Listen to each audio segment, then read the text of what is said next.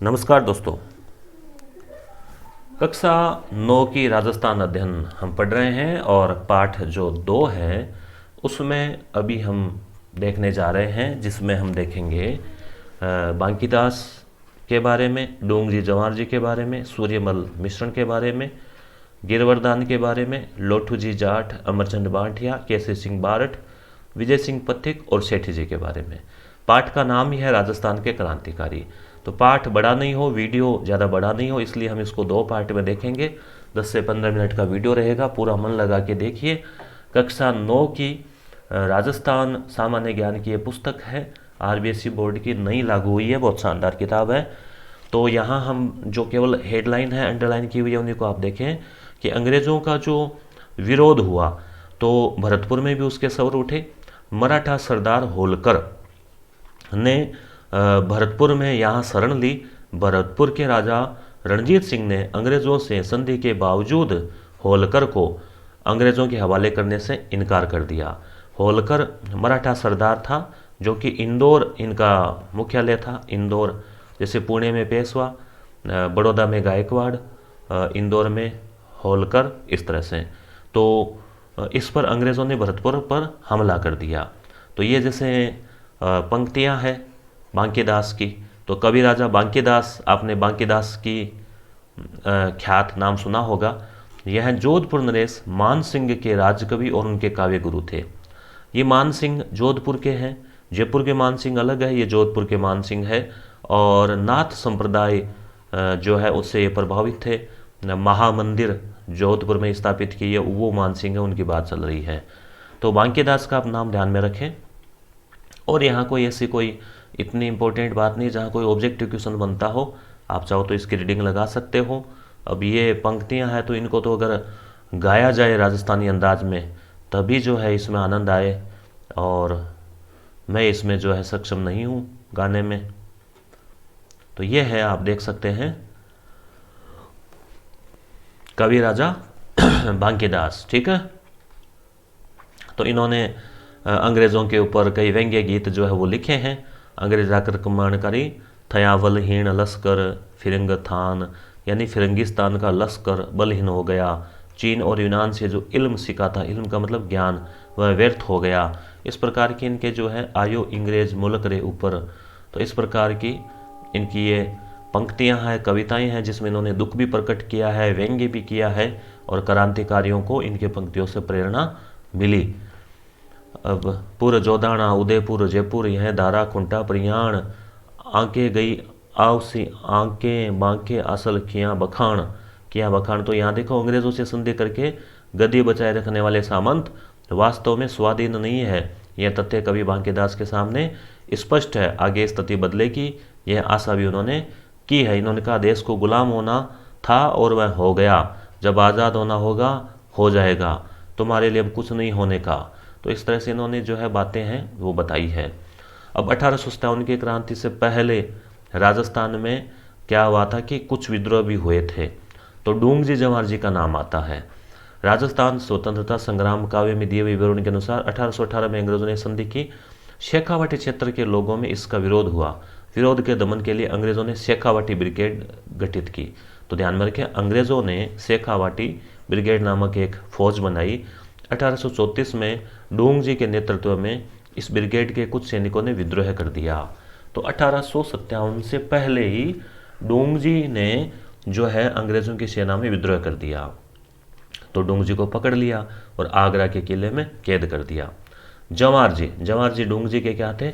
भतीजे थे। डूंगजी थे काका, ये था भतीजा। ने अपने सहयोगियों को लेकर किले पर हमला किया और डूंगजी को छुड़ा लिया। वहां से निकल कर उन्होंने नसीराबाद की छावनी पर हमला किया और अंग्रेजों का खजाना लूट लिया। तो दोस्तों, डूंगजी जवाहर जी का जो क्वेश्चन है वो आरएस प्री एग्जाम में भी पूछा गया है, और आरएस मेंस एग्जाम जो था 2018 में हुआ था, 2018 वाली जो भर्ती वाला, उसमें भी ये पूछा गया था डूंगजी जवाहर जी का। तो इसके अलावा 1857 ईस्वी का स्वागत कवि सूर्यमल मिश्रण, सूरजमल महाकवि सूर्यमल मिश्र ने भी किया है। क्रांति पर इन्होंने लेख लिखा है। कुछ दोहे इन्होंने लिखे हैं, जिससे देखो ये सूर्यमल मिश्रण का ही है। बीरम बरसा बीतिया गण चौचंद गुणीस बिसहर तिथ गुरु जेठ बद समय पलटत सी शीस। यानी यहाँ ये इन्होंने लिखा है कि हिंदुस्तान में अब कुछ परिवर्तन हो, अब कुछ उथल पुथल हो, इसी आशा आकांक्षा में संवत 1914 यहाँ विक्रम संवत की बात की गई है का 1 वर्ष तो मानो युग के समान लंबा होकर बीत गया, पर नए साल के आरंभ होते ही जो है सन 57 समय रूपी विषधर नाग ने अंग्रेजों के जहरीले दांत गड़ा दिए। तो यहाँ कहने का मतलब ये है कि 1857 की जो बात है इन्होंने वो कही है, और इनकी रचना जो है वो है वीर सतसई। वीर सतसई का निर्माण हुआ उस समय 1857 का विद्रोह है भड़क उठा था। तो यहाँ क्वेश्चन बन सकता है कि कौन से कवि ने जो है आंखों देखा वर्णन या 1857 की क्रांति का वर्णन किया है। सन 57 एक गीत और शुरू होता है। तो ये गीत है दोस्तों, इनमें कोई ऑब्जेक्टिव क्वेश्चन तो नहीं बनता है, आप गीत का आनंद ले सकते हो, पढ़ सकते हो। ऐसे ही एक कवि थे गिरवर दान, जिन्होंने आवा के युद्ध पर 3 छप्पे लिखे।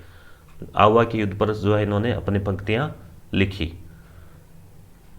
अब डूंगजी जवाहर जी के बारे में थोड़ा सा पुनः दिया हुआ है। सीकर क्षेत्र के ये काका भतीजा थे डूंगजी जवाहर जी, यह काको जी और है भतीज।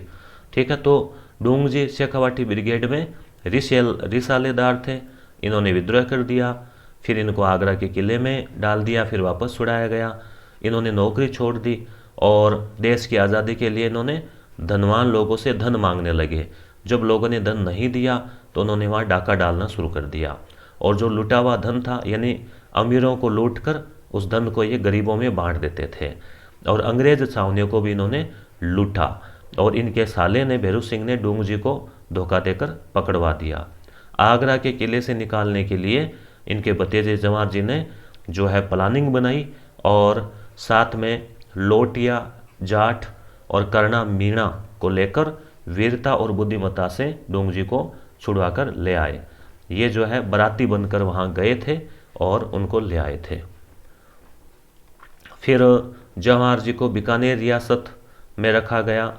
डूंगजी जो है जैसलमेर में गए और जोधपुर की सेना ने उनको कैद कर लिया। इस तरह से लोठू जी निठारवाल, तो इनका आप ध्यान में रखें, सीकर से थे लोठू निठारवाल, और रिंगस में इनका जन्म हुआ, जाट परिवार से थे। और जवाहर जी डूंगजी जवाहर से संपर्क हुआ, एक बरात के रूप में ये लोग गए और अंग्रेज़ों को चकमा देकर जो है ये उनको छुड़ाकर ले आए डूंगजी को। तो इनका नाम जो है उसमें आता है।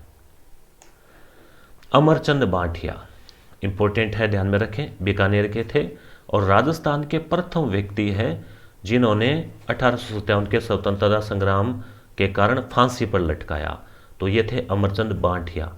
ग्वालियर में ये व्यापार चलाते थे और अपनी पूरी धन संपत्ति तात्या टोपे को दान में दे दी। तो इस बात को लेकर अंग्रेज़ों ने इन पर मुकदमा चलाकर इनको फांसी की सज़ा दे दी। तो अमरचंद बांठिया ध्यान में रखें। विजय सिंह पथिक, इनके बारे में तो बहुत कुछ आप लोगों ने पढ़ा होगा।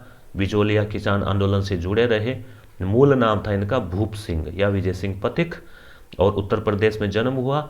कर्म भूमि इनकी थी राजस्थान।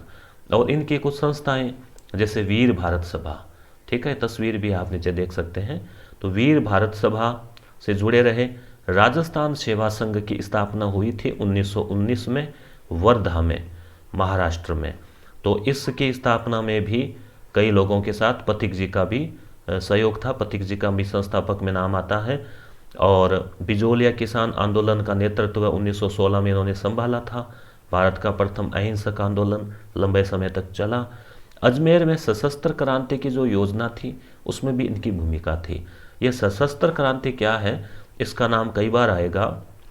1916 के आसपास पूरे भारत में एक साथ कई स्थानों पर 1857 की तरह गद्दर या विद्रोह या सशस्त्र क्रांति करने की प्लानिंग थी, मगर कुछ भेदिए देशद्रोही लोगों ने उस प्लानिंग को अंग्रेज़ों को बता दिया और वो प्लानिंग जो है क्रियान्वित नहीं हो सकी।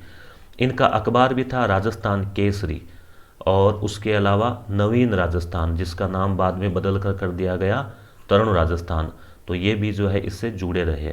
तो ये है भूप सिंह या विजय सिंह पथिक। उसके बाद में आते हैं अर्जुन लाल सेठी। तो अर्जुन लाल सेठी जो है ये जयपुर में इनका जन्म हुआ, जन्मभूमि जयपुर थी, और सशस्त्र क्रांति जन जागृति में इनका भी योगदान था। इन्होंने 1905, यहाँ 5 दे रखा है, कुछ जगह 7 भी मिलता है, जैन शिक्षा प्रचार समिति, ये इंपॉर्टेंट है, ध्यान रखें, जैन शिक्षा, ये भी शेट्टी है, जैन है, तो जैन शिक्षा प्रचार समिति की स्थापना की, जिसके तत्वावधान में वर्धमान विद्यालय, वर्धमान छात्रावास, वर्धमान पुस्तकालय चलाए गए। तो यहाँ क्वेश्चन ये बनता है दोस्तों कि वर्धमान विद्यालय जो है वो कहाँ था, जयपुर में। कौन थे उसके संस्थापक, तो अर्जुन लाल सेठी। और अर्जुन लाल सेठी जो है वो क्रांतिकारियों को वहाँ प्रशिक्षण देते थे, ट्रेनिंग देते थे, देशभक्ति का उनको जो है वो सिखाते थे, उनको जानकारी देते थे, और आर्थिक सहायता भी चंदा करके इकट्ठा करके देते थे। तो वर्धमान नाम किसका है, महावीर स्वामी का।